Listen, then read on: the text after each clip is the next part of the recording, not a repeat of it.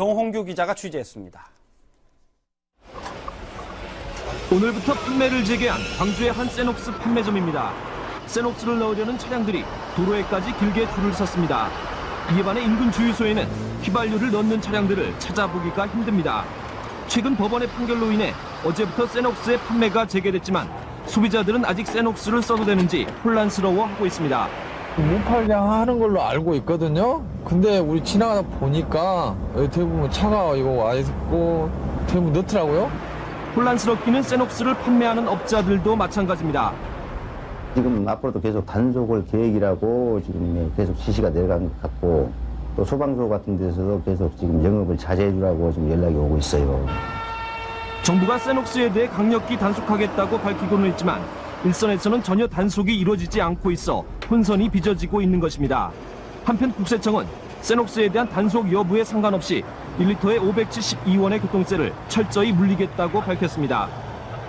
세녹스 판매 재개를 놓고 논란이 일고 있는 가운데 정부는 오늘 27일 관계기관 대책회의를 열어 세녹스 단속에 대해 논의할 예정입니다.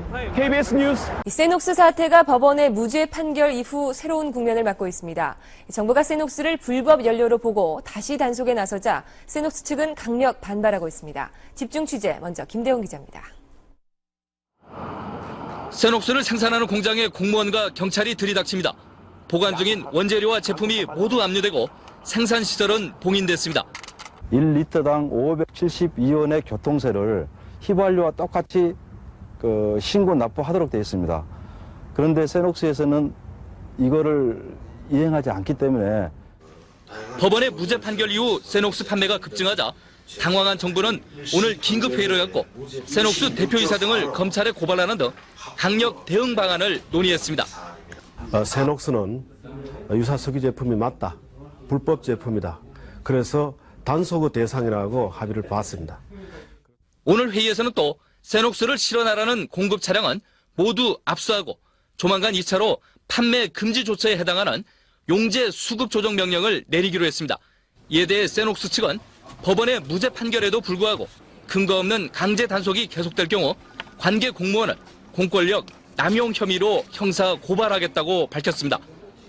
권력 남용에 대한 어떤 저희가 구상권 청구라든지 이런 거를 통해서 반드시 강력하게 대응할 예정입니다. 정부와 세녹스 측의 힘겨루기로 소비자들의 혼란은 가중되고 있습니다. KBS 뉴스 김대호. 세녹스가 2심에서는 유죄 판결을 받았습니다. 1심의 무죄 판결을 뒤집고 유죄를 선고한 이유를 박주경 기자가 전해드립니다. 2년 전 출시된 세녹스는 환경부에서 다목적 첨가제로 그러나 산자부로부터는 유사 석유로 판정을 받으면서 위법성 논란에 휩싸이기 시작합니다. 지난해 11월 1심 법원이 무죄 판결을 내리기도 했지만 산자부의 단속은 계속되면서 혼란은 수그러들지 않았습니다. 이런 가운데 2심 재판부가 오늘 쐐기를 박았습니다. 서울중앙지법 형사항소 5부는 세녹스 제조 판매업자 2명에 대해 징역 1년 6월에 벌금 3억 원을 선고했습니다. 재판부는 세녹스가 다목적 첨가제나 휘발유 품질 기준 모두 대체적으로 충족시키긴 하지만 알코올 성분으로 인해 자동차 연료 장치를 부식시킬 수 있고 포름알데히드와 같은 유해 물질을 배출해 정상 연료로 보긴 어렵다고 밝혔습니다. 또 이를 유사 석유로 보지 않을 경우 휘발유에 부과되는 교통세를 거둘 수 없어 결과적으로 탈세를 낳는다고 지적했습니다. 1심과 2심이 서로 상반된 결과입니다. 이렇게 되면 사실 피고인의 입장으로서는 상고심을 어떻게 준비해야 될지 모를 지경입니다. 재판부는 또 일반 휘발유보다 싼 값에 대량 판매할 경우 시장이 혼란스러워질 수 있다고 강조하면서 비슷한 제품인 LP파워 제조업자에 대해서도 징역 1년 6월을 선고했습니다. KBS 뉴스 박주경